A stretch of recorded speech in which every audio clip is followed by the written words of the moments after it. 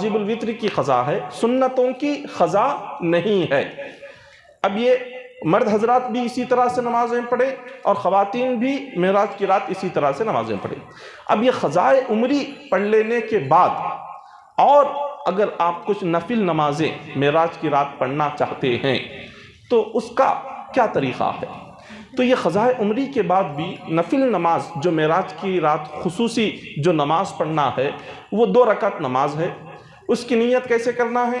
نیت ایسے کریں کہ جو 2 رکعت شب معراج کی نماز نفل مرد ہو تو پڑھتا ہوں، خواتین ہو تو پڑھتی ہوں واسطے اللہ کے، منہ میرا کعبۃ اللہ شریف کے، یہ کہہ کر رکعت باندھ کر پہلی رکعت میں آپ سورہ فاتحہ پڑھیں اور 21 مرتبہ سورہ فاتحہ کے بعد 21 مرتبہ 21 ٹائمز جس پر 1 مرتبہ قل هو اللہ احد یہ سورہ پڑھنا ہے۔ دونوں رکعتوں میں بھی، پہلی رکعت میں بھی یہی پڑھنا ہے، 1 مرتبہ سورہ فاتحہ، 21 مرتبہ 21 ٹائمز قل هو اللہ احد سورہ اخلاص، پھر دوسری رکعت میں بھی یہی پڑھنا ہے۔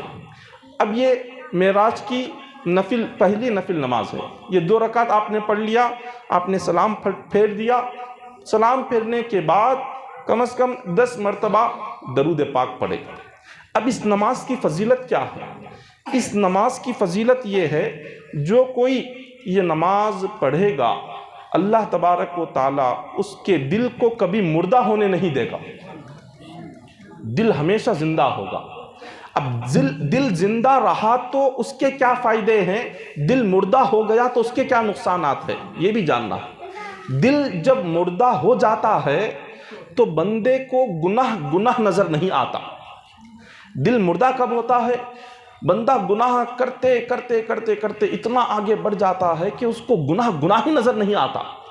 جب دل مردہ ہو جاتا ہے، کسی گناہ کا اثر دل پر نہیں ہوتا، تو جب کوئی گناہ کرنے کے بعد بندے کو اگر افسوس نہ ہو، غم نہ ہو اور کوئی اس کو بے چینی بے قراری نہ ہو، گناہ میں لذت محسوس ہو، گناہ میں اس کو لطف محسوس ہو، تو آپ سمجھ جاؤ کہ دل مردہ ہو چکا ہے۔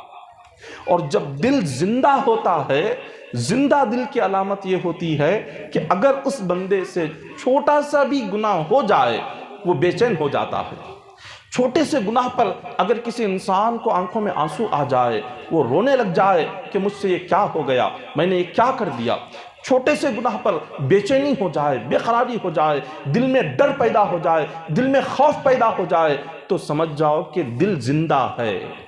تو یہ جو ابھی نفل نماز آپ کے سامنے بیان کی گئی ہے، اس نماز کو جو بندہ پڑھ لیتا ہے اللہ تعالیٰ اس کے دل کو ہمیشہ زندہ رکھے گا، اس کا دل کبھی مردہ نہیں ہوگا۔ یہ معراج کی پہلی نفل نماز ہے۔ اب معراج کی دوسری نفل نماز وہ 4 رکعت والی نفل نماز ہے۔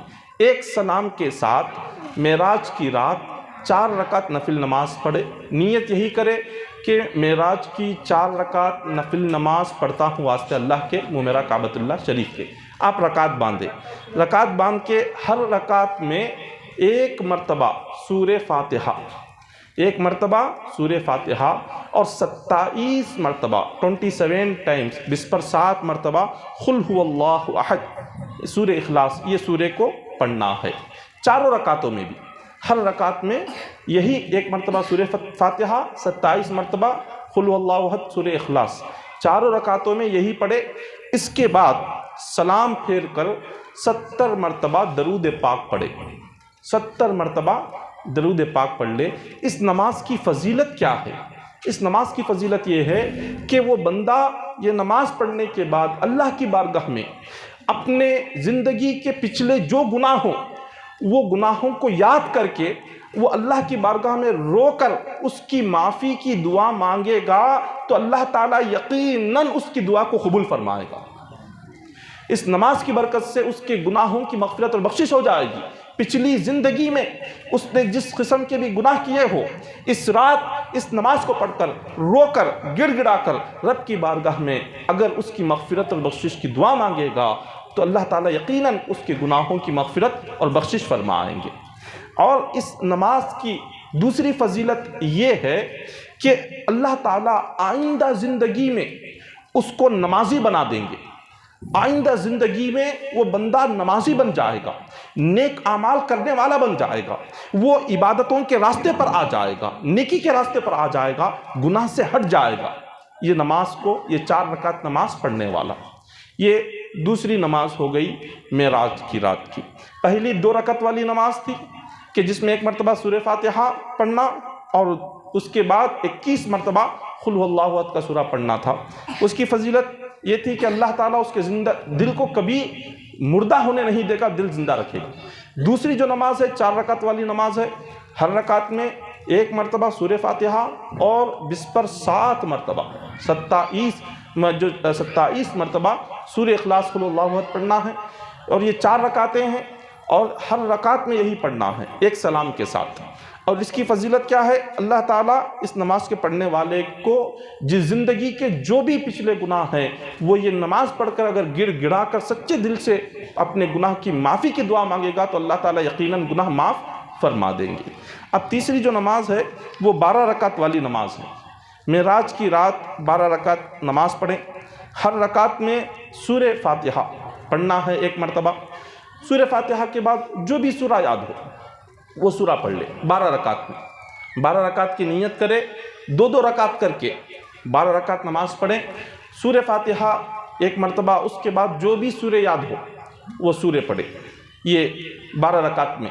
اب جیسے ہی 12 رکعت ہو جائیں گے، سلام پھیرنے کے بعد 100 مرتبہ تسبیح پڑھنا ہے۔ تسبیح کیا ہے؟ سبحان اللہ والحمد للہ ولا الہ الا اللہ واللہ اکبر، یہ تسبیح پڑھنا ہے 100 مرتبہ۔ یہ تسبیح کے بعد استغفر اللہ، استغفر اللہ، اتنا ہے، یہ 100 مرتبہ پڑھنا ہے۔ پھر درود پاک جو ہم پڑھتے ہیں وہ درود پاک 100 مرتبہ پڑھنا ہے۔ بس یہ جو 12 رکعت والی نماز کے بعد 100 مرتبہ سبحان اللہ والحمد للہ ولا الہ الا اللہ واللہ اکبر 100 مرتبہ، درود پاک 100 مرتبہ، استغفر اللہ 100 مرتبہ۔ اب اس نماز کی فضیلت کیا ہے؟ اس نماز کی فضیلت یہ ہے کہ جو شخص یہ رات میں نماز پڑھ کے دن میں جب وہ روزہ رکھے گا، اس نماز کے بعد وہ اللہ سے اپنی دنیا اور آخرت کی جو بھی دعا مانگے گا اللہ تعالیٰ اس کی دعا فوراً قبول فرمائیں گے۔ دنیا و آخرت کی وہ جو دعا مانگے اس کی کوئی دعا رد نہیں ہوگی۔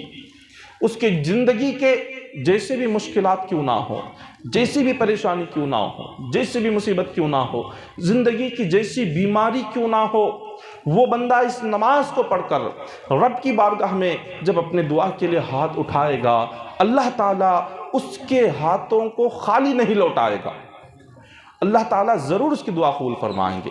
تو پہلی 2 رکعت والی نماز، پھر اس کے بعد 4 رکعت والی نماز، پھر 12 رکعت والی نماز، یہ تمام نمازیں اور اس کا طریقہ کیا ہے آپ نے سماعت فرما لیا۔ اور روزہ جو رکھنا ہے وہ آج کی رات بھی سحری کرے اور کل کی رات بھی سحری کرے، اور جنہیں آج کی رات سحری کرنا نہ ہو تو وہ کل کی رات، معراج کی رات، وہ کل کی رات بھی سحری کر کر روزہ رکھے، اس کے بعد والے رات جو آئے گی اس دن کا بھی وہ روزہ رکھے۔ 2 روزے رکھنا ہے، یا تو معراج کی رات سے پہلے کا 1 روزہ، یا معراج کی رات یا اس کے بعد کی رات کا 1 روزہ، تو اس طرح 2 روزے مکمل کرے۔ اور کل جتنا ہو سکے آپ درود پاک کی ایک محفل لگا لے گھروں میں، خواتین نماز پڑھنے کے بعد وہ 1000 یا 2000 جو درود پاک کے جو بادام یا جو بھی بیجیں آتے ہیں آپ اس کا ایک دسترخوان بچھا دیں، بس ساری رات آپ درود پاک پڑھتے جائیں، صبح فجر کی اذان تک وہ درود پاک کا دسترخوان چلتا رہے، کوئی نہ کوئی اس پر بیٹھ کر درود پاک پڑھتے ہی رہنا چاہیے۔ کل کی رات کے لیے یہ سب سے بہترین وظیفہ ہے درود پاک کا۔ یہ درود پاک آخر میں پڑھنا ہے، سب سے پہلے قضائے عمری نمازیں، پھر اس کے بعد یہ نفل نماز، پھر اس کے بعد نفل نماز جیسے ہی مکمل ہو جائے گی، جب درود کی محفل شروع ہوگی بیٹھیں گے تو فجر کی اذان تک اس محفل کو جاری رکھیں۔ اس کی بڑی فضیلت ہے، اس کی فضیلت اور اس کی برکت آپ کو اتنی ہوگی کہ مکمل 1 سال آئندہ معراج تک گھر سے برکت ختم نہیں ہوگی۔ یہ ایک رات آپ محنت کر لیں، یہ ایک رات جاگ لیں، یہ ایک رات آپ درود شریف کا دسترخوان لگائیں، درود شریف کو پڑھنا شروع کریں فجر کی اذان تک، اس کے بعد دیکھیں اللہ کیسے غیب سے برکتیں پیدا فرمائے گا، اللہ تعالیٰ غیب سے مدد فرمائے گا۔ تو کل کی جو رات ہے اس رات کو ہرگز سونے میں نہ گزارے۔ ہم سال کی 365 راتیں ایسے ہی سونے میں گزار دیتے ہیں۔ کل کی رات سونے کی رات نہیں ہے۔ معراج کی جو رات آ رہی ہے یہ سونے کی رات نہیں ہے، یہ رات اللہ کو راضی کرنے کی رات ہے۔ یہ رات اپنی گزشتہ زندگی کے گناہوں کو یاد کر کے رونے کی رات ہے۔ کیا پتہ آئندہ سال شب معراج نصیب ہو یا نہ ہو، اللہ نے زندگی آئندہ باقی رکھی ہو یا نہ ہو، تو اس سے پہلے ہم اپنے